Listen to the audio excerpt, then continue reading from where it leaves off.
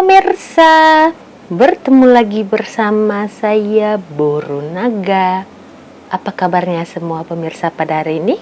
Semoga semua pemirsa dalam keadaan baik-baik saja ya. Baiklah pemirsa, di video kali ini saya mendapat request ya, sebuah permintaan yang berbeda dari hari-hari sebelumnya. Jadi saya menerima satu link video yang diberikan oleh teman kita di Instagram. Beliau memberikan saya link satu ceramah ya, satu video ceramah dari seorang ustadz berasal dari Malaysia. Jadi seperti apa ceramahnya? Mari kita saksikan bersama-sama. Seterusnya tuan-tuan dan puan-puan yang dirahmati Allah sekalian. Tadi saya tengok sampai tadi perempuan ramai, saya turun bawah dulu bagi masa lelaki naik. Jadi bila naik dia tetap perempuan yang ramai kan. Nak buat macam mana? Sebab orang lelaki adalah manusia yang paling sibuk. Dia sebagai ketua pemimpin dia memang macam tu. Dia bagi laluan pada orang perempuan datang. Jadi penceramah ni lelaki, dia tak sibuk. Tu sebab dia boleh datang ceramah. Macam itulah ayat kan. Jadi macam mana pun ceramah kita pada hari ni RSB kan, rehat, santai dan bantai. Biasa je, jangan risau-risau. Jangan comel-comel, relax ya kan. Jadi alhamdulillah seronok kita, tajuk kita adab dalam berpuasa. Dan adab dalam berpuasa. Alhamdulillah. Dalam banyak-banyak program kan, pada hari Rabu ada satu perkara yang paling orang tak nak buat, iaitu mendengar ceramah. Jadi tak payahlah buat muka excited macam nak dengar ceramah sangat. Tapi tak apalah, kita cuba jugalah kan. Bila ceramah tentang Ramadan, itulah hebatnya kan, itulah hebatnya. Orang Arab. Sekarang ni kita dengar ceramah Ramadan, kita dengar ceramah Ramadan dengan tahap belum Ramadan lagi. Hebat persediaan. Itu nama persediaan. Orang Arab masuk Rejab dah terbayang Ramadan. Tapi kita lebih hebat lagi. Belum Rejab dah terbayang Syawal. Maknanya dia lagi jauh daripada orang Arab. Lagi jauh. Soalan-soalan wajib dah mula ditanya daripada awal tahun. Bang, tahun ni tema kalau apa? Tahun lepas, minggu lepas dah tanya dah kat saya. Bang, baju raya bila ya, last minute banyak saiz dah tak ada. Macam tu. Jadi payah betul lah kan. Macam tu ayat-ayat yang biasa lah tu, yang biasa dengar. Jadi orang lelaki pula semacam saya dah mengkajinya kan. Jadi bila tanya, kalau apa bang? Ikut kau lah. Janganlah kita jawab orang lelaki. Kalau tak nak kecewa, setuju je dengan pilihan dia. Dia bertanya kita tu prosedur saja. Sebab pilihan hati dah ada dalam kepala otak dia tu. Jadi dia tanya kita tu syarat ya, bang, abang rasa tahun ni tema kalau apa? Jangan jawab. Serahkanlah pada budi bicara kau, wahai isteriku. Apa kalau kau nak ikut kau lah kan? Jadi alhamdulillah kita memilih pada tengah hari ini kita berada dalam majlis ilmu yang mana Nabi sebut barang siapa yang mengikuti jalan-jalan ke majlis ilmu, maka Allah akan menganugerahkan kepadanya jalan-jalan ke syurga. Jadi kita ni ikut jalan pergi syurga. Kan? Malaikat akan mengembangkan sayapnya kepada orang yang mendengar di dalam majlis ilmu, kerana nak tunjukkan apa? Sebagai tanda relanya atas usaha orang nak datang majlis ilmu. Mana tak kira lah, semua akan dapat pahala ni dalam majlis ni walaupun dia tidur kan? Tak ada masalah. Saya takkan marah. Tu kenapa tidur? Saya takkan marah. Saya takkan marah macam tu, tak ada. Sebab saya faham. Saya faham sebab itu memang kelebihan orang mendengar ceramah kan? Jadi dia boleh tidur, tak ada masalah. Penceramah memang tak saja test nak bagi dia pun. Cik bayi tak beranak akak ni. Berapa bulan dah tu? Tak ada berapa bulan dah tu. Tunggu masuk. Saya tengok pun tahu perempuan. Kan? Tak omak kan? Okay. Kelakar. Terperancat saya pemirsa. Jadi nampak sangat ya. Inilah sebabnya laki-laki di Malaysia, para suami ya, khususnya para suami di Malaysia ini yang khas orang Melayu terutamanya, mengutamakan istri ya kan. Siapa yang tak sayang istri ya kan. Kita lanjut ya pemirsa.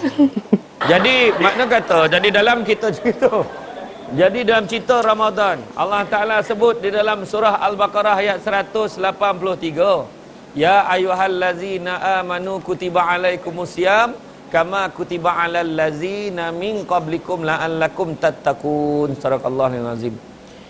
Wahai orang-orang beriman, diwajibkan ke atas kamu berpuasa. Kama kutiba 'alal ladzina min qablikum, seperti mana diwajibkan ke atas orang-orang sebelum kamu.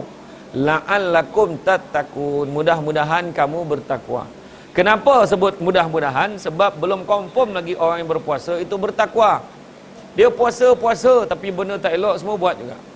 Puasa-puasa tetapi banyak juga benda-benda yang patut buat dia tak buat. Jadi kalau kita nak sebut, ada orang puasa-puasa nombor ekor beli juga. Kan bila cakap kau ni apa hal beli nombor ekor ni? Aku bukan apa, ikhtiar. Mau ayat tu kan, kita tahan dengan izin Allah menang second prize kurang hajar tu kan. Tapi tu ada orang macam tu, dia tak rasa apa. Dia tak ada rasa apa. Dia puasa-puasa tetapi cukup jaga. Cukup jaga. Sampai ramai juga yang tak tahu sejarah puasa ni dulu.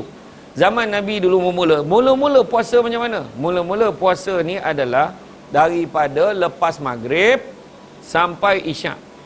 Buka puasa daripada maghrib sampai isyak. Lepas isyak kena puasa balik sampai esok. Dulu asalnya begitu. Kama kutiba 'alal ladzina min qablikum. Orang-orang sebelum Nabi macam tu. Bayangan. Dan syarat dia pula jangan tertidur waktu tu. Contoh dia tertidur dekat-dekat nak berbuka, dia terlelap. Jaga-jaga dah habis azan, maka dia tak boleh buka puasa. Dia kena sambung puasa. Syarat dia macam tu. Ada seorang sahabat entah macam mana terlelap. Dia terlelap, memang jaga-jaga dah habis azan. Jadi dia tak boleh berbuka, maka dia teruskan puasa.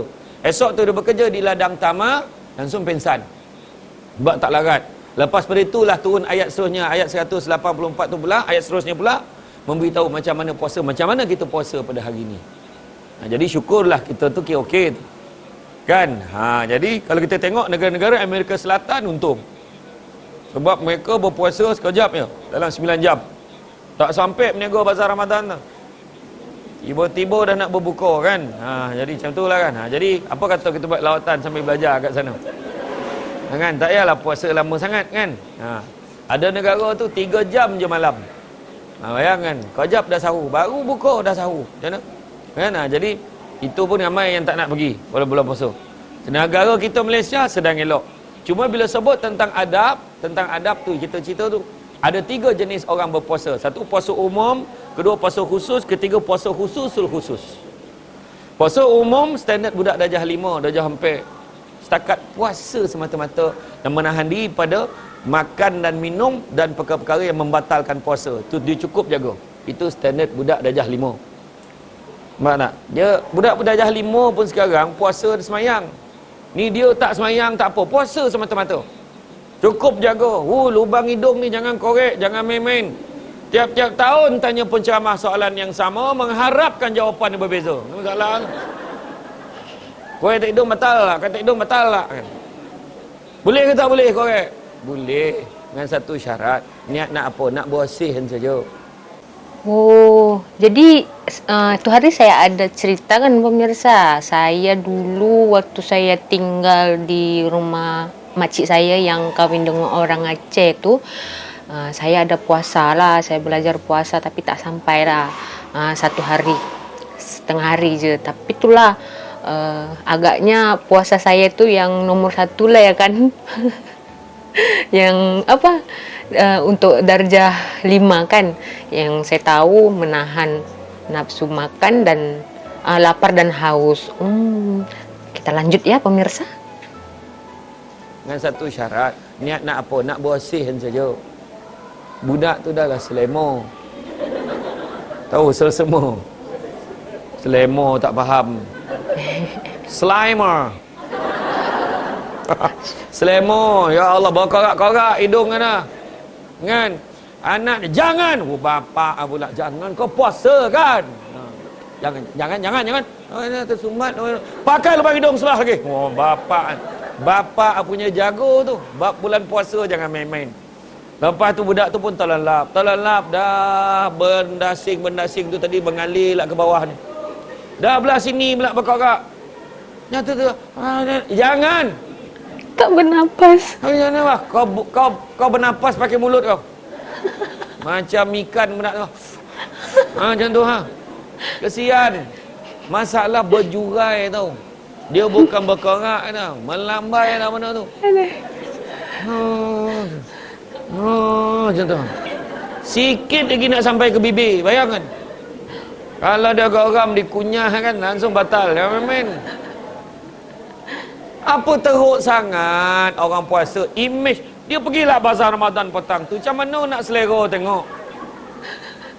Kan. Terberasin melakik benda tu kek kuih tu. Cuba fikir. Jangan bawa imej buruk ke agama. Nampak teruk sangat. Kenapa kau ni? Apa kata? Ini imun.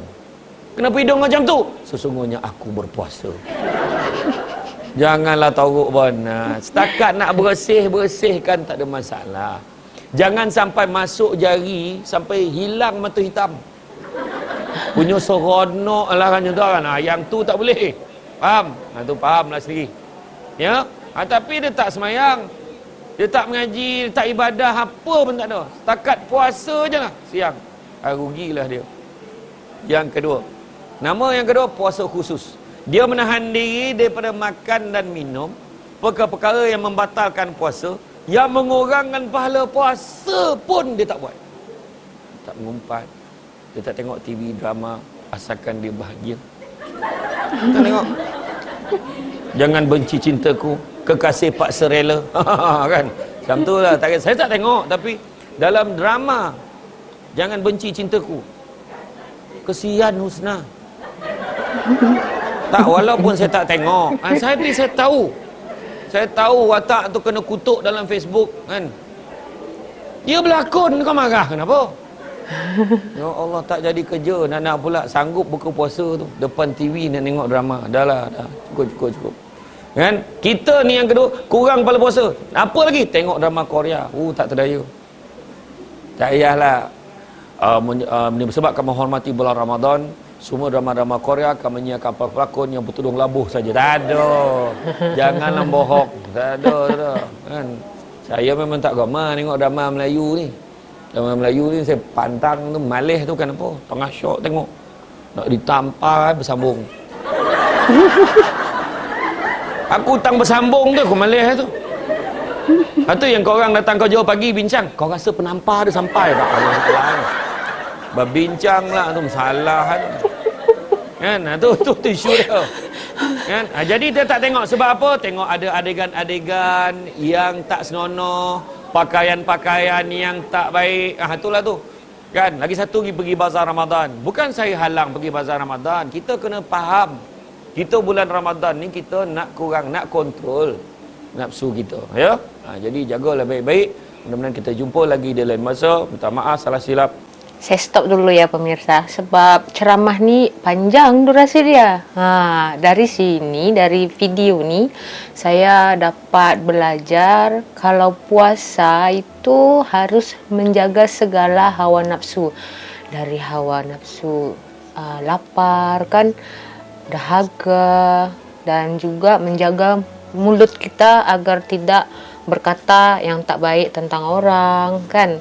Dan ada yang saya mau tanyakan.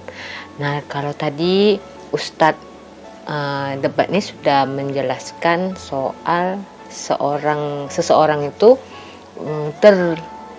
terlelap di waktu mau berbuka, dan karena sudah waktunya berbuka dan dia terlambat, dia telat, ya kan, dia diwajibkan untuk melanjutkan puasa tanpa berbuka.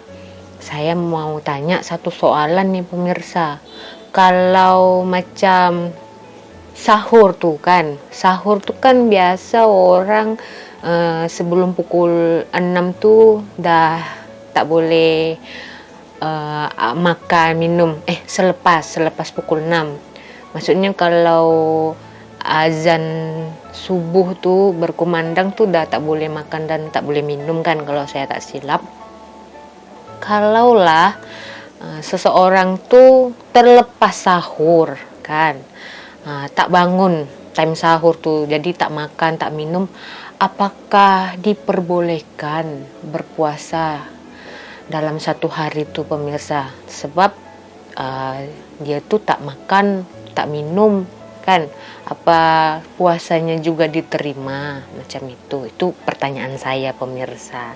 Nah, ada lagi pertanyaan saya pemirsa, kalau saya buat video dengar ceramah macam ini, kan saya bukan muslim ya kan.